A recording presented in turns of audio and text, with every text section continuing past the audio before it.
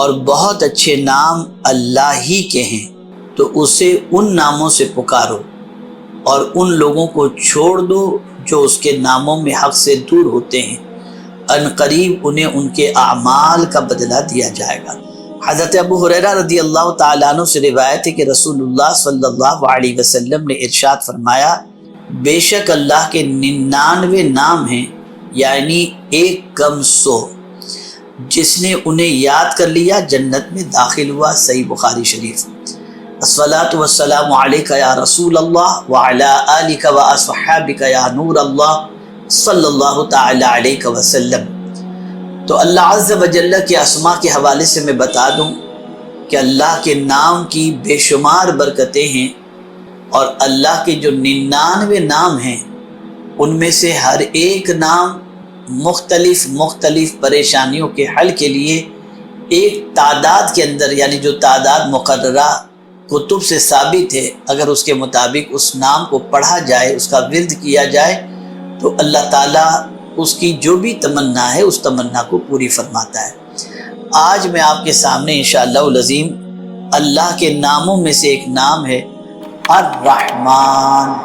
اس نام کے حوالے سے میں بتاؤں کہ اس کی برکتیں کیا ہیں، اور اس نام کو اگر کوئی شخص 786 بار 7 روز تک باوضو پڑھے، مرض سے صحت پائے، اور سوتے وقت 50 مرتبہ پڑھنے سے ہر ایک مضی سے محفوظ رہے گا، اور جو شخص 40 روز تک 1000 مرتبہ پڑھے تو اللہ تعالیٰ بے شمار نعمتیں اس کو عطا فرمائے گا۔ آپ ذرا سوچیں، اللہ عز و جل کو یا رحمان کہہ کر پکارنا کتنا اللہ کو پسند ہے، کہ اس نام کی برکتوں سے اللہ تعالیٰ بے شمار نعمتوں سے نوازتا ہے۔ اللہ تعالیٰ ہم سب کو اللہ کے نام کے ورد کی اور ذکر کی توفیق نصیب فرمائے۔ اے بندے، جب تو صبح اٹھے تو اپنے رب کی حمد کے ساتھ تسبیح کر لے، یعنی صبح اٹھ تو اٹھتے ہی پہلے اپنے رب کی حمد کے ساتھ تسبیح کر، یعنی الحمدللہ، سبحان اللہ، اٹھتے ہی پہلے یہ کہے۔ نہ موبائل ڈھونڈ، نہ اخبار ڈھونڈ، نہ بیڑی ڈھونڈ، نہ سگریٹ ڈھونڈ، آنکھ کھلی جیسے ہی صبح ہوئی، زبان پر پہلے الحمدللہ، سبحان اللہ یا سبحان اللہ و بحمدہ اپنی زبان سے کہو۔ یہ پہلا فرض۔ دوسرا، اب یہ بھی تفصیل طلب ہے، اس میں بھی اللہ عز و جل کے مختلف ارشادات ہیں۔ یا ایھا الذین آمنوا اذکروا اللہ ذکرا کثیرا وسبحوہ بکرۃ واصیلا۔ اللہ عز و جل ارشاد فرماتا ہے، اے ایمان والو، اللہ کو خوب کثرت سے یاد کرو اور اس کی پاکی بیان کرو، صبح کو اور شام کو۔ صبح بھی اس کی پاکی بیان کرو، یعنی سبحان اللہ کہو، اور شام کو بھی اس کی پاکی بیان کرو، یعنی سبحان اللہ کہو۔ اب یہ دوسری بات بھی غور سے سننے کی ہے۔ دوسرا یہ کہ رات کو سوتے میں بہت سارے تہبند پہن کر کے سوتے ہیں، تو نیند کے اندر جسم کھلا رہ جاتا ہے، پتہ نہیں چلتا انسان کو سویا ہے۔ تو فرمایا گیا کہ صبح اٹھ کے پہلا کام، جیسے ہی آنکھ کھلی اپنے کپڑوں کو درست کرو، یعنی جو سطر تمہارا کھل چکا تھا اس سطر کو پہلے ڈھانک دو، اور اس کی دلیل لائے، یا بنی آدم خذوا زینتکم عند کل مسجد، یعنی اے بندو اپنی زینت لیے رہو، یعنی کپڑے پہنے رہو، اور زینت کم سے کم وہ کپڑا ہے جو واجب الستر یعنی اعضاء کو چھپا سکے۔ اس لیے کہ تمہیں صبح اٹھ کے نماز پڑھنی ہے نا، تو جب صبح فجر کی نماز تمہیں ادا کرنی ہے تو بغیر سطر چھپائے ہوئے، یعنی پردہ پوشی کیے ہوئے سطر کو جو ہے جو کھل گیا تھا اسے چھپائے تو نماز نہیں ہوگی، تو پہلے اپنے کپڑے تم دو۔ یہ دوسرا کام۔ تیسرا فرض یہ ہے کہ نماز کے لیے نماز کے وقت میں بندہ کامل وضو کرے۔ اب دیکھیں ترتیب کتنی اچھی ہے، اٹھو تو سبحان اللہ الحمدللہ کہو، کپڑے درست کرو، اور پھر تیسرا کام کیا آ گیا، یا ایھا الذین آمنوا اذا قمتم الی الصلاۃ فاغسلوا وجوہکم، یعنی اب جب تم کپڑے بھی ٹھیک کر چکے، اللہ کی تسبیح بھی کر چکے، حمد بھی کر چکے، تو اب نماز کے لیے تم کو جانا ہے نا، تو پہلے وضو کر لو۔ یہ تیسرا کام، یعنی اب اٹھنے کے بعد ضرورت سے فارغ، آپ استنجا وغیرہ سے فارغ ہو گئے، اب نماز کی تیاری میں لگ جاؤ، یعنی یہ ابتدا اٹھتے کام، یہ فکر سب سے پہلے ہونی چاہیے۔ چوتھا فرض، نماز کو نماز کے وقت میں کامل طریقے سے ادا کرو، یہ نہیں کہ فجر کی نماز جانے دو 10 بجے اٹھ کے پڑھنے والی پوزیشن، 11 بجے اٹھ کے پڑھنے والی پوزیشن نہیں۔ ان الصلاۃ کانت علی المؤمنین کتابا موقوتا، وضو ہو چکا، اب نماز وقت پر۔ یہ چوتھا فرض۔ پانچواں فرض یہ ہے کہ رزق کے بارے میں کیے ہوئے وعدے الہی پر پرامن رہے، یعنی مطمئن اور بے فکر۔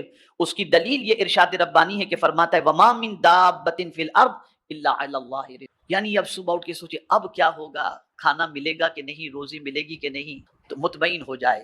نماز بھی تو نے پڑھ لی بندے، وضو بھی تو نے کر لیا، اللہ کی تسبیح بھی تو نے کر لی، حمد بھی بجا لایا، اب جب تم ان چیزوں سے فارغ ہو چکے تو روزی کی زیادہ فکر مت کرنا، اس لیے کہ اللہ نے تیری روزی کا ذمہ لے لیا ہے، اور جب روزی کا ذمہ لے لیا تو میرے پیارے آقا صلی اللہ تعالی علیہ وسلم کے پیارے دیوانوں، اب اللہ کا نام لے کر کے تو نکل، بے فکر ہو کر نکل، اس نے وعدہ کیا ہے تو نکلے گا تجھے وہ روزی عطا فرما دے، اس لیے کہ اس نے تیرے رزق کا ذمہ۔ میرے پیارے آقا صلی اللہ تعالی علیہ وسلم کے پیارے دیوانوں، اب یہاں ایک چھوٹی سی بات درمیان میں عرض کر دوں، صبح کی نماز ہو یا کسی بھی وقت کی نماز، خود بھی اٹھو، اپنے اہل و عیال کو بھی اٹھاؤ، خود بھی نماز پڑھو، اپنے اہل و عیال کو بھی نماز کا حکم دو، وَأْمُرْ أَهْلَكَ بِالصَّلَاةِ وَاصْطَبِرْ عَلَيْهَا لا نسألك رزقا نحن نرزق۔ اپنے اہل و عیال کو نماز کا حکم دو اور خود بھی نماز پر قائم رہو۔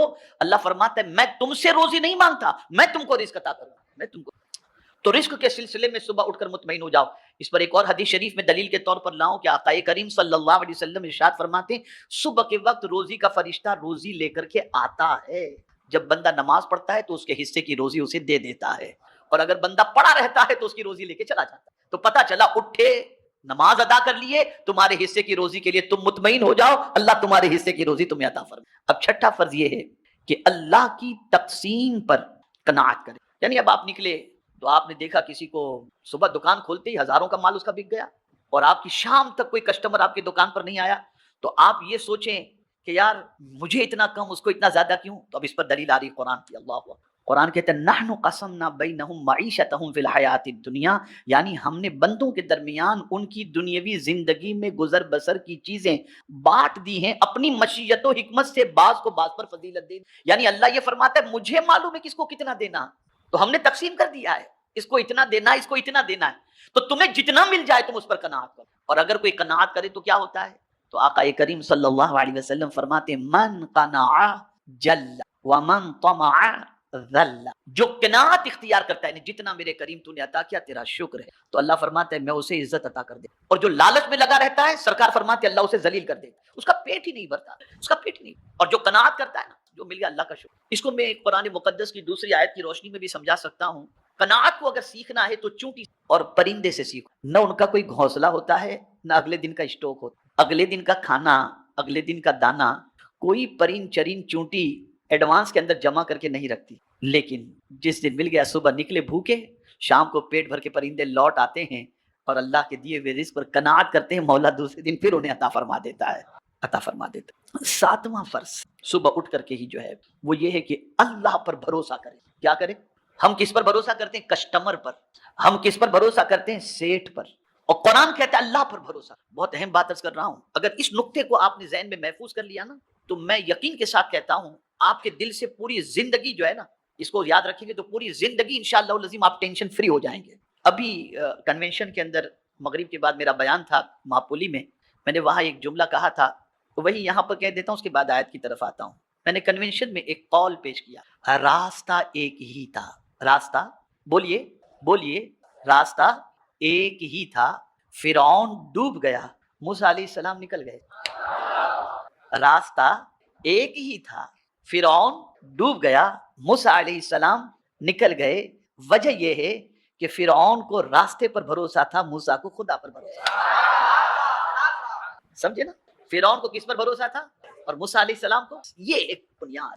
اب ہم کسٹمر پر بھروسہ کرتے ہیں، یہ میرا کسٹمر چھوٹ گیا تو کیا ہوگا، ارے آہو بھگت میں لگ گئے اس کے پیچھے، چائے منگاؤ، سینڈوچ منگاؤ، کھانا منگاؤ، پانی منگاؤ، دانا منگاؤ، چل جاتا ہے۔ اس نے فون کیا میں نکلا ہوں، بس پہنچ رہا ہوں، راستے میں ایکسیڈنٹ ہوا، ختم معاملہ، فنش۔ آپ نے اس کے بھروسے پر کروڑوں کا لاکھوں کا مال بنا کر کے رکھا، اب کیا کریں؟ تو آپ کا بھروسہ کسٹمر پر تھا۔ تو قرآن نے کتنی عظیم بات کہی ہے، اے بندے تو صبح جب نکل یا صبح کوئی کام کا ارادہ کر، کسی پر بھروسہ مت کر، بھروسہ کرنا ہے تو کس پر کر؟ وَتَوَكَّلَ عَلَى الْحَيِّ الَّذِي لَا يَمُوتُ، اس رب پر بھروسہ کر جو زندہ رہنے والا ہے، کبھی مرنے والا ہے ہی نہیں۔ انسان مر جائے گا، کسٹمر مر جائے گا، دنیا ختم ہو جائے گی، لیکن مولا کی ذات باقی رہنے والی ذات ہے، اس لیے بندے تو اس پر بھروسہ کر۔ یہ صبح ہوتے ہی کیا ہوگا، کیسے ہوگا، یہ صبح ہوتے ہی ہمارے اوپر اللہ عز و جل لازم کر رہا ہے کہ ہم اس پر بھروسہ کریں۔ وَتَوَكَّلَ عَلَى الْحَيِّ الَّذِي لَا يَمُوتُ۔ اب آئیے آٹھویں چیز کی طرف، بندہ اللہ کے احکام پر عمل کرنے کے سلسلے میں صبر کرے۔ صبر کے معنی کیا ہوتا ہے؟ جماؤ، جم جائے کہ مجھے اللہ کے اس حکم پر عمل کرنا ہی کرنا ہے۔ عام طور پر بندہ سوچتا ہے کہ جھوٹ بولوں گا تو دھندا چلے گا، یار اگر تھوڑا سا یوں بول دوں گا تو کام چل جائے گا، اور وہی اللہ کے حکم سے بندہ پھسل جاتا ہے، بجاوری نہیں لیکن قرآن کہتا ہے فاصبر لحکم ربک، یعنی اے بندے اپنے رب کے حکم کی تعمیل کے لیے برداشت کر، یعنی بندے تو برداشت کر لے، نہیں مجھے تو میرے رب کے حکم پر ہی عمل کرنا ہے، ختم ہو گئی بات، ملنا ہوگا اتنا ملے گا، دینے والی ذات اللہ کی ہے، میں کیوں جھوٹ بول کر کے اپنی آخرت کو برباد کروں، جم جاؤ اس کے اوپر، یہ تمہارے اوپر فرض ہے، اٹھتے ہی فرض بن جاتا ہے، اس لیے کہ اللہ کے حکم پر عمل کرنے سے اگر کوئی روکتا ہے تو وہ شیطان روکتا ہے اور وہ نفس روکتا ہے۔ تو صبح ہوتے ہی مائنڈ یہ سیٹ کر لینا چاہیے کہ مجھے اپنے رب کے حکم پر صبر کرنا ہے اور اس پر جمے رہنا ہے، یہ 8واں فرض۔ 9واں فرض، کیا ترتیب! فقیہ ابو اللیث سمرقندی رحمۃ اللہ تعالی علیہ نے، واللہ میں کہتا ہوں کہ ان کی عظمتوں پر قربان، کہ اتنا اسٹیپ بائی اسٹیپ انہوں نے قرآن کی آیت کی روشنی سے سمجھایا ہے کہ بندہ اگر صبح اس حال میں کر لے تو اس کی صبح بھی اچھی، اس کی شام بھی اچھی، اس کی زندگی بھی اچھی، اس کی موت بھی اچھی۔ اب دیکھیں 9واں فرض کیا بتاتے ہیں، اللہ تعالیٰ کی دی ہوئی نعمتوں پر اس کا شکر ادا کرے، یعنی نعمت کی قدر کرے، ناقدری نہ کرے۔ دلیل اس کی یہ آیت کریمہ ہے، فرماتا ہے وَاشْكُرُوا نِعْمَتَ اللَّهِ إِن كُنتُمْ إِيَّاهُ تَعْبُدُونَ، یعنی اے بندو اللہ کی سب نعمتوں کو یاد کرو، دھیان میں لاؤ، اگر تم تنہا اس کی عبادت کرتے ہو، اگر تم تنہا اسی کی عبادت کرتے ہو۔ اور سب سے پہلی نعمت بعد وجود و حیات تندرستی ہے، اور سب سے عظیم ترین نعمت دین اسلام ہے، یعنی اللہ نے تمہیں صبح اس حال میں عطا فرمائی کہ تم تندرست ہو، تو اللہ کا شکر ادا کرو۔ اے کریم تیرا کروڑوں احسان کہ ہمیں تندرست رکھا، اور پھر اسی کے ساتھ تمہیں اللہ نے روزی عطا فرمائی، تو اس نعمت کی ناقدری مت کرنا کہ پیسہ آیا تو عیاشی میں اڑا کے آ جاؤ، ناقدری مت کرنا، اس کا شکر ادا کرو۔ شکر کرنے کا مطلب یہ نہیں کہ صرف الحمدللہ کہہ دو یا سد شکر بجا لاؤ، یہ تو ہے ہی شکر کا ایک طریقہ، اور شکر کا ایک طریقہ یہ ہے کہ اللہ نے جو نعمت عطا فرمائی ہے اس نعمت کو اس کے ارشاد کے خلاف عمل نہ کرنا اور اس کا استعمال نہ کرنا، یہ بھی اللہ کی نعمت کی قدر ہے اور اللہ کی نعمت کی شکر ہے، اللہ کی نعمت کا شکر۔ اور پھر آپ نے کما لیا، اب پیسہ کریں کیا؟ اللہ نے آپ کو روزی بھی عطا فرمائی، صحت بھی عطا فرمائی، اللہ کے حکم پر آپ جمے بھی رہے، آپ نے تسبیح بھی کی، آپ نے تحمید بھی کی، اب کیا کریں؟ تو آپ نے یہ روحانی غذاؤں کا تو اہتمام کر لیا، اب بھوک بھی تو لگی ہوگی نا۔ تو اب 10واں فرض قرآن کہتا ہے کلوا من طیبات ما رزقناکم، پاکیزہ چیزوں میں سے کھاؤ جو ہم نے تم کو روزی عطا فرمائی ہے، یعنی اب تم کو مال ملا تو جو آیا وہ مت کھا لینا، پاکیزہ چیزیں، اس لیے کہ روزی ہم نے دی ہے، زندگی ہم نے دی ہے، تندرستی ہم نے دی ہے، مال ہم نے دیا ہے، جب سب کچھ ہم نے دیا تو ہماری تسبیح بھی کرو، ہماری عبادت بھی کرو، اور ہمارے دیے ہوئے مال میں سے حلال چیز کھایا کرو، ناجائز چیز قطعی طور پر نہ کھایا کرو۔ یہ 10 فرض تھے قرآن کی روشنی میں جو میں نے آپ کے سامنے پیش کیے، جو صبح اٹھتے ہی ہر مسلمان کو اس کا خاص طور پر خیال کرنا چاہیے۔ میرے پیارے آقا صلی اللہ تعالی علیہ وسلم کے پیارے دیوانوں، صبح کو اٹھنے والوں کے لیے نیتوں کے مطابق حصے ہوتے، جیسی نیت صبح اگر کوئی بندہ اٹھے نا تو اس کو جو ملتا ہے اس کی نیت کے حساب سے ملتا ہے۔ اللہ اکبر۔ فرمایا گیا کہ لوگ 3 صنفوں پر صبح کرتے ہیں، 3 عادتوں پر۔ ایک صنف وہ ہے جو مال دنیا کی طلب لے کر اٹھتی ہے، یعنی ایک گروہ ایسا ہے، ایک ایسا آدمی ہے جو صبح اٹھتا ہے تو اٹھتے اس کو فکر مال مال مال مال، اٹھتے کتنے کا آج کمانا ہے، کتنا یہ کرنا ہے، بس اسی کی فکر ہے۔ دوسرا جو ہے طلب اسم، یعنی گناہوں کے سوچ میں اٹھتا ہے، یار آج تو میں اٹھ کر فلاں معاذ اللہ یہ کروں گا وہ کروں گا، ایسا گناہ ویسا گناہ۔ اور تیسرا وہ ہے جو طلب طریق میں اٹھتا ہے، دین کے راستے پر چلنے، سیدھے راستے پر چلنے کی نیت سے اٹھتا ہے۔ اب سنیے کیا فرمایا گیا، وہ شخص جسے صبح ہوئی ہے مال کی طلب، یعنی مال فضول اور مزید کی حرص میں، تو وہ اپنے رزق سے زیادہ نہیں کھائے گا۔ جس نے صبح کی نا مال مال مال مال، تو ملے گا اتنا ہی جتنا اس کو اللہ نے دینا ہے، اس سے زیادہ تو اس کو ملنا نہیں ہے، لیکن وہ حرص کی وجہ سے، وہ لالچ کی وجہ سے، زیادہ کی طلب کی وجہ سے اسے ہوگا کیا؟ تو اللہ اکبر، میرے پیارے آقا صلی اللہ تعالی علیہ وسلم کے پیارے دیوانوں، 1000 کمالے زیادہ سے زیادہ اس کو مل جائے پھر بھی اس صبر نہیں ملے گا، سکون نہیں۔ جس شخص نے صبح اس حال میں کی کہ مال کی کثرت کی طلب میں اس نے صبح کی، کثرت کی طلب میں اس نے صبح کی، لالچ کی طلب میں اس نے صبح کی، نہ اللہ کا ذکر کیا، نہ تسبیح کی، نہ تحمید کی، نہ نماز پڑھی، نہ کچھ کیا، کچھ بھی نہیں کیا، مال مال مال، بس اسی ٹینشن میں سب اٹھا اور سب اسی میں لگا رہا، تو اس کو سکون کی دولت نصیب نہیں ہو۔ اور اسی طریقے سے وہ شخص جس نے صبح کی اس حال میں کہ یار اٹھ کر کے تو فلاں گناہ کے لیے جانا ہے، فلاں بدکاری کے لیے، فلاں برائی کے لیے، تو فرمایا گیا اسے رسوائی اور ذلت کے علاوہ کچھ نہیں ملے، اسے ذلت ملے گی، اسے رسوائی ملے گی۔ اور وہ شخص جس نے صبح اس حال میں کی کہ وہ سیدھے راستے پر چلنے کی نیت سے صبح کی کہ مولا آج میں تیرے بتائے ہوئے راستے ہی پر چلوں گا، تو فرمایا گیا اسے روزی بھی ملے گی، سکون بھی ملے گا، اور عزت بھی اللہ عطا فرمائے گا۔ روزی بھی ملے گی، سکون بھی ملے گا، اور عزت بھی اللہ تعالیٰ عطا فرمائے گا۔ تو میرے پیارے آقا صلی اللہ تعالی علیہ وسلم کے پیارے دیوانوں، عرض کرنے کا منشا یہ ہے کہ صبح اس حال کے اندر کریں کہ اللہ عز و جل کہ اطاعت کا جذبہ ہو، تحمید و تقدیس ہو، تسبیح و تحلیل ہو، اور اٹھتے ہی بیڑی، موبائل، سگریٹ، یہ وہ اس کی فکر قطعی طور پر نہ کریں. جیسے ہی آنکھ کھلی، الحمدللہ، سبحان اللہ، الحمدللہ الذی احیانا بعد ما اماتنا والیہ النشور، سبحان اللہ وبحمدہ. اب یہاں آپ کو سرکار صلی اللہ علیہ وسلم کی سنت بتا دوں کہ بہت سارے بہت سوتے ہیں لیکن اٹھتے ہیں جیسے ہی ہو جائے. پھر ابھی بھی میں دیکھ رہا ہوں اجتماع کے اندر کچھ لوگ ہیں جو یہاں تک کھا کر کے آتے ہیں، ڈھیلے ڈھالے پڑے ہوتے ہیں ایسے ہی بالکل مردے کی طرح. ایسے ہی کچھ لوگ پوری نیند کر کے صبح اٹھتے ہیں، پھر بھی ان کی جان میں جان نہیں ہوتی، نہ ہل پاتے ہیں نہ چل پاتے ہیں. 10 گھنٹے سو کر اٹھتے ہیں پھر بھی غنودگی طاری رہتی ہے. تو آقا کریم صلی اللہ علیہ وسلم نے ایک نسخہ عطا فرمایا کہ اگر تم چاہتے ہو کہ اٹھنے کے بعد تم فریش ہو جاؤ، اٹھنے کے بعد تم فریش ہو جاؤ، تو اٹھتے ہی اللہ کی تسبیح و تحمید کے بعد کیا کرنا ہے؟ اپنی آنکھوں کو ایسے مسلنا ہے. آپ کو بتا دوں تاکہ آپ اپنی آنکھوں کو ایسے مسلنا ہے، یا ایسے 2-3 مرتبہ کریں، فریش ہو جائیں گے آپ انشاءاللہ. آقا کریم صلی اللہ علیہ وسلم کی یہ سنت مبارک. رسول رحمت صلی اللہ علیہ وسلم اٹھتے نا تو تحمید و تقدیس و تسبیح کے بعد سرکار صلی اللہ علیہ وسلم اپنی آنکھوں کو ایسے مسل دیتے، ایک دم نیند نارمل ایک دم. اب یہاں کچھ سکھایا جاتا ہے، آیا کریں گے تو سیکھیں گے نا انشاءاللہ. اسی کے ساتھ رسول اعظم صلی اللہ علیہ وسلم اپنے سرہانے مسواک رکھا کرتے. صبح اٹھ کر آقا کریم صلی اللہ علیہ وسلم مسواک کیا. یہ سب چیزیں سیکھنے کی ہیں.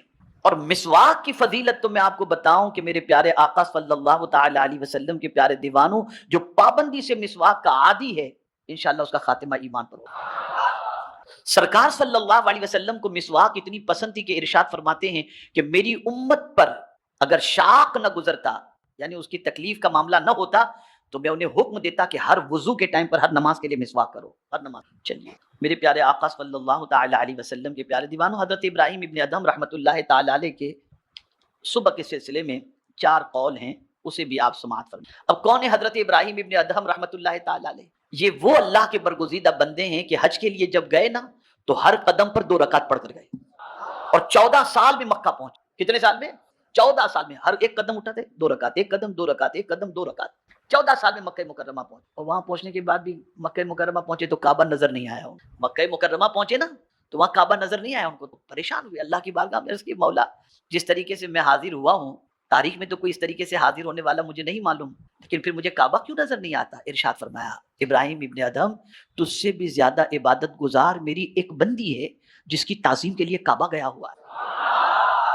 اور وہ بندی کون تھی؟ حضرت رابعہ ادویہ رضی اللہ تعالیٰ عنہ. تو یہ حضرت ابراہیم ابن ادہم رحمۃ اللہ تعالیٰ علیہ ارشاد فرماتے جسے صبح ہوئی اس پر 4 باتوں کا شکر لازم ہے. صبح ہوتی کتنی باتوں کا شکر لازم ہے؟ 4 باتوں کا. پہلی چیز، الحمدللہ الذی نور قلبی بنور الہدی وجعلنی من المؤمنین ولم یجعلنی ضالا. اللہ اکبر، اللہ اکبر. پہلا شکر کس بات کا ادا کرنا ہے؟ سنیں ترجمہ. اللہ کے لیے حمد و شکر ہے جس نے نور ہدایت سے میرے دل کو منور فرمایا اور مجھے اہل ایمان سے کیا، مجھے اہل ایمان سے کیا اور گمراہی سے مجھے بچایا. یعنی اٹھتے ہی پہلے اللہ کا شکر اس بات پر ادا کرو کہ اللہ تو نے مجھے صاحب ایمان اٹھایا، میں اس بات پر تیرا شکر ادا کرتا ہوں. دوسرا، یعنی حمد و شکر اللہ کے لیے جس نے مجھے محمد صلی اللہ علیہ وسلم کا امتی بنایا، یعنی مومن بھی ہوں اور حضور کا امتی ہوں. یہ دوسرا شکر بجا لانا ہے، اس پر الحمدللہ کہے. تیسرا کیا؟ یعنی حمد و شکر ہے اللہ کے لیے جس نے میری روزی اپنے غیر کے ہاتھ میں ہی رکھی. یعنی اے اللہ تیرا شکر ہے کہ رزاق تو ہی ہے، تیرے علاوہ کسی اور کے قبضے میں میری روزی تو نے نہیں رکھی. اس بات پر اللہ کا شکر ادا کرے. اور یہ بھی بہت عظیم شکر کی تعلیم ہے. اللہ اکبر، اللہ اکبر. چوتھا شکر یہ ہے کہ الحمدللہ الذی ستر علی عیوبی، یعنی حمد و شکر ہے اللہ کے لیے جس نے میرے عیبوں پر پردہ ڈالا ہوا ہے. صبح اٹھتے ہی اللہ کی بارگاہ میں اس بات پر شکر ادا کرے کہ اللہ تیرا شکر ہے کہ تو نے میرے عیب پر پردہ ڈال کر کے رکھا ہے. بہت سارے لوگ رات کو اتنے گناہ کرتے ہیں، گھر والوں کو کیا خبر ہوتی، کسی کو کوئی خبر نہیں ہوتی. پروردگار اپنے کرم سے اس پر پردہ ڈال کے رکھتا ہے. تو صبح ہو کر اس بات پر اللہ کا شکر ادا کرے، اللہ تیرا شکر ہے کہ تو نے میرے عیبوں پر پردہ ڈالے. آپ جانتے ہیں پچھلے